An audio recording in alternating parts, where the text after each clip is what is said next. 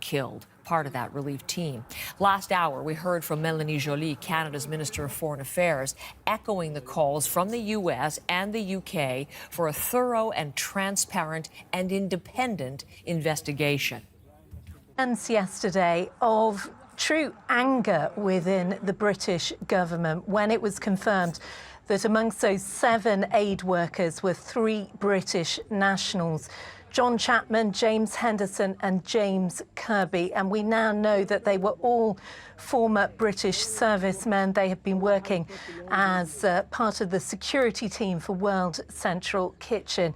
But that push to... Sometimes in conflict, you get a moment where there's such global outrage that it crystallizes a sense that things can't go on like this. A country that gets arms from the UK has to comply with international humanitarian law. That's a condition of the arms export license. So honestly, I think the time has come to send that signal.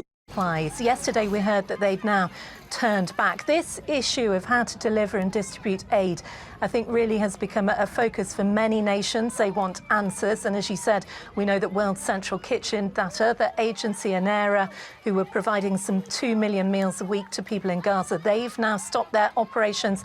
Israel has barred UNRWA, but Israel's chief of staff of the IDF has today said that he's visited a new humanitarian command. The Israelis have said to us, and they've said publicly, that they intend to conduct this investigation swiftly.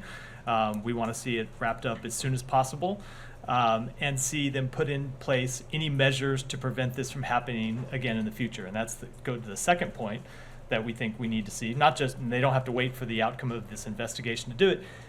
They need to put in place better deconfliction and better coordination measures to protect humanitarian workers and to protect all the civilians on the ground. And it is something that we have consistently said to them over the past few months, is that they need to improve their deconfliction measures and they need to improve their coordination measures. I saw that the Hamas fighters in it and they were targeting. Ultimately, as is the case with all of the measures they put into place, we're going to judge them on the results, not the intent.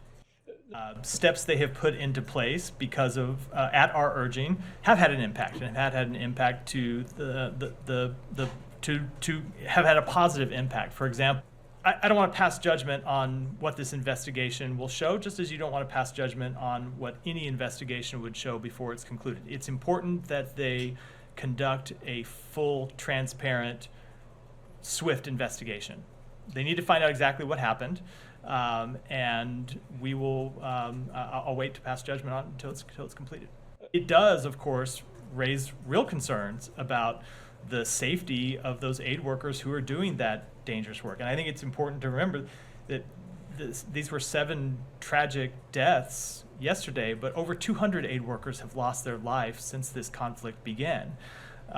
So that just reiterates and heightens the need for Israel to do better going forward. Number one, the chief of staff for the Israeli Defense Forces has come out and said it was a misidentification. So while they were I took that to mean while they were targeting those cars, they did not believe that it was the World Central Kitchen that was operating those vehicles at the time.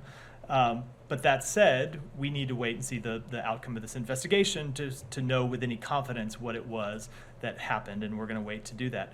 But the second point is, it doesn't really matter how they made the mistake. At the end of the day, you have 7 dead aid workers who were there trying to deliver humanitarian assistance. So whatever the reason was that led to this tragedy, whatever the mistake that happened inside the IDF, it's unacceptable. And they need to do better, and they need to put measures in place to ensure that it doesn't happen again.